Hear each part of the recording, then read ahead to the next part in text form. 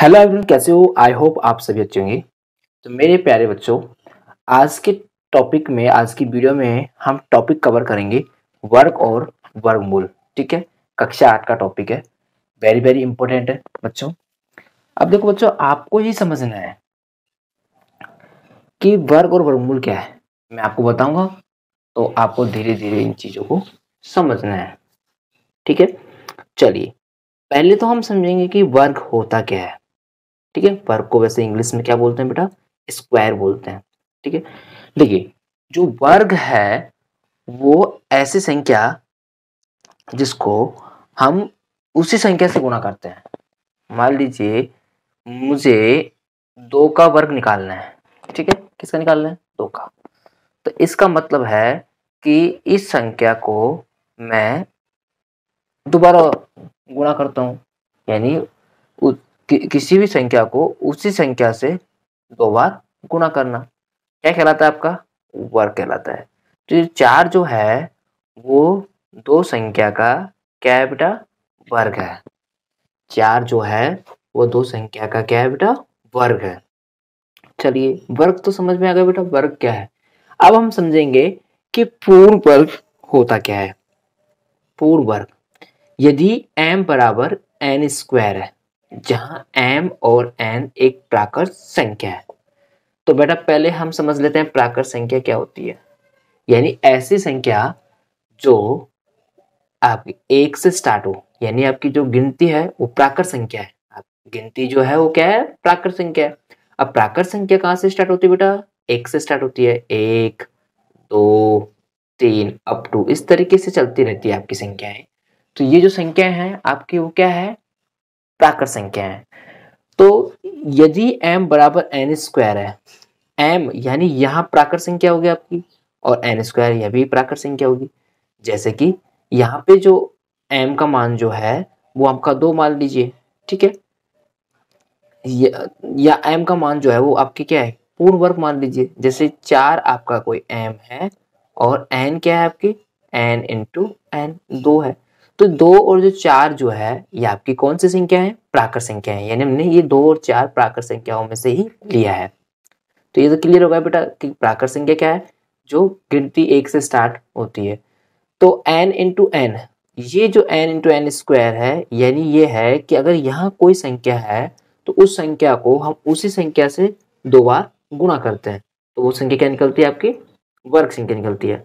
तो m बराबर n square क्या हो गया? आपकी पूर्ण वर्ग संख्या हो गई, जहाँ m और n क्या है? आपकी प्राकृत संख्या। ठीक है बेटा, तो ये टॉपिक क्लियर हो गया। अब दूसरा जो पॉइंट है वो है एक पूर्ण वर्ग का इकाई अंक। ठीक है, अगर कोई भी पूर्ण वर्ग संख्या है आपकी तो उसका इकाई अंक 0 1 4 5 6 या फिर 9 होगा। इसका मतलब क्या है समझिए। अगर एक पूर्ण वर्ग इकाई अंक आएगी, जहां भी आपको पूर्ण वर्ग इकाई का अंक दिखाई देगा, जैसे कि आप हम 3 का वर्ग लेते हैं। किसका लेते हैं बेटा? 3 का। तो 3 को इंटू 3 करेंगे तो क्या हो गया? 9। तो आपका ये जो इकाई अंक है वो क्या हो गया? आपका 9 हो गया। ठीक है, ऐसे ही अगर मान लीजिए मैं 5 का वर्ग लेता हूँ। किसका लेता हूँ बेटा? 5 का वर्ग। तो 5 का वर्ग क्या होता है? 25। तो इसका जो इकाई अंक क्या हो गया? 5 है। अब इकाई अंक जो 5 है 25, तो 5 का जो ये इकाई अंक वो आपका क्या होगा? 5। तो कहने का मतलब जब भी किसी भी पूर्ण वर्ग संख्या आएंगी तो उनका इकाई अंक या तो 0 देखने को मिलेगा, या फिर 1 या 4 या 5 6 या फिर 9। तो ये इकाई अंकों में से ही आपको पूर्ण वर्ग संख्या में इकाई अंक देखने को मिलेगा। तो उस संख्या का वर्ग जिसकी इकाई अंक, देखिए अगर कोई संख्या 1 या 9 है तो उसका वर्ग क्या होगा? जो वर्ग आएगा तो उसका इकाई अंक हमेशा 1 आएगा। जैसे कि 1 का स्क्वायर किया, 1 का वर्ग किया 1, तो 9 का वर्ग किया तो कितना हुआ? 81। 81 का इकाई अंक क्या है बेटा? 1 है। अगर कोई संख्या 2 या 8 है, मान लीजिए 2 का वर्ग निकाले, तो 2 का वर्ग क्या होगा? 4, तो इसका इकाई अंक भी 4 होगा। अगर हम 8 का वर्ग ले तो 8 इंटू 8 करेंगे तो 64 हो गया। अब 64 का इकाई अंक देखिए तो हमारे यहाँ क्या है? 4 ही आएगा। ठीक है, 3 या 7 हो तो 3 का स्क्वायर कितना हो गया? 9। तो 9 का इकाई अंक भी आप 9 का जो 9 है वो खुद इकाई अंक है, तो 9 इकाई अंक होगा। अगर हम 7 की बात करें, 7 का स्क्वायर कितना होता है, 49 है, तो इसका इकाई अंक भी क्या है आपका 9 होगा। ठीक है, अगर 4 का लिया तो 16 है, उसका इकाई अंक भी 6 आएगा। और 6 का हम स्क्वायर करेंगे तो 36, 36 का अगर इकाई अंक देखेंगे तो बेटा 6 आएगा। और 5 है तो 5 का अगर कोई 5 का वर्ग करेंगे तो 5 का 25 होगा, तो 25 का इकाई अंक भी 5 होगा। तो अगर इन संख्याओं का वर्ग किया जाए तो आपको इकाई अंक ये देखने को मिलेंगे। ठीक है बेटा, तो ये आपका क्लियर हो गया। वर्गमूल क्या कैसे कहते हैं, तो बेटा वर्गमूल क्या होता है कि वर्ग का प्रतिलोम, यानी जो वर्ग है वर्ग का प्रतिलोम। प्रतिलोम का मतलब होता है बेटा उल्टा। जैसे 4 है, अब मैं आपसे पूछूं 4 ये संख्या मतलब 4 का वर्गमूल निकालना है, तो 4 का वर्गमूल कैसे निकालोगे बेटा, 4 का तो हम इसको अंडर रूट करके 4 को कैसे लिखेंगे, 2 इंटू 2, तो 2 क्या हो जाएगा इसका वर्गमूल। तो 4 का वर्गमूल क्या है बेटा 2 है। ठीक है, समझिए कि हमें वर्गमूल क्या होता है, वर्ग का प्रतिलोम लेना है। वर्ग का प्रतिलोम जैसे 4 जो 2 है वो 4 का क्या है प्रतिलोम है, तो वर्ग हमारी संख्या लेंगे 4 और उसका प्रतिलोम क्या है 2 है, तो ये पूरी संख्या 2 क्या होगा इसका वर्गमूल। ठीक है, तो वर्गमूल जो निकलेगा वो वर्ग संख्याओं का ही वर्गमूल निकलेगा, ये ध्यान रखना है।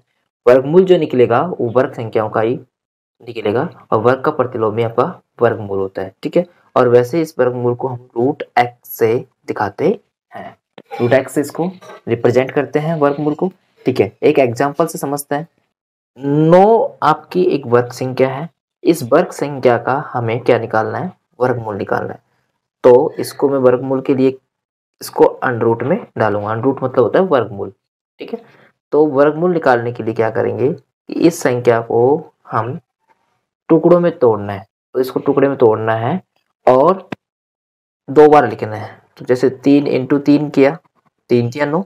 अब इसमें से एक संख्या को उठा लेंगे, जैसे 3, तो 3 क्या हो गया इस संख्या का वर्गमूल हो गया। ठीक है ना, जो वर्गमूल क्या हो गया 3 आ गया, यानी संख्या का वर्गमूल क्या हो गया 3। ठीक है, तो पूर्ण वर्ग अगला पॉइंट है हमारा, पूर्ण वर्ग n अंकों का है तो उसका वर्गमूल में n/2 अंक होंगे। यदि कब होंगे, यदि n बराबर सम है, यदि n बराबर सम है तो n/2 अंक होंगे। कैसे, देखिए कि आपके पास एक पूर्ण वर्ग संख्या 64, हमें इसका क्या निकालना है, इसका वर्गमूल निकालना है। तो वर्गमूल निकालना है, इसका वर्गमूल क्या आएगा 8। इसमें देखिए कितने अंक है आपके 1 और 2, 2 अंक है। ठीक है, 2 अंक है, तो हम क्या करेंगे, ये 2 अंक है तो इसमें इसको आधा कर देंगे, तो 2 अंक का आधा किया तो मतलब 1 अंक, तो आपका जो वर्गमूल निकलेगा वो आपका 1 अंक में निकलेगा, मतलब एक संख्या होगी, 1 अंक की संख्या होगी। ठीक है,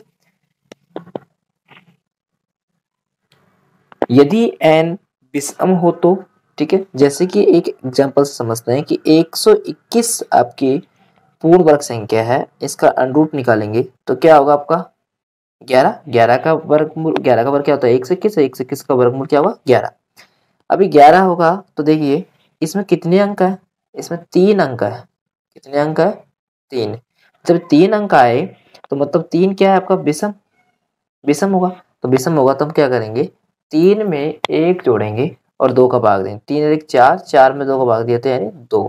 तो इसके जो आंसर आएंगे वो आपके 2 अंक में आएंगे, यानी इसका वर्गमूल आएगा वो आपका कितने अंकों में आएगा 2 अंकों में, 1 और 2।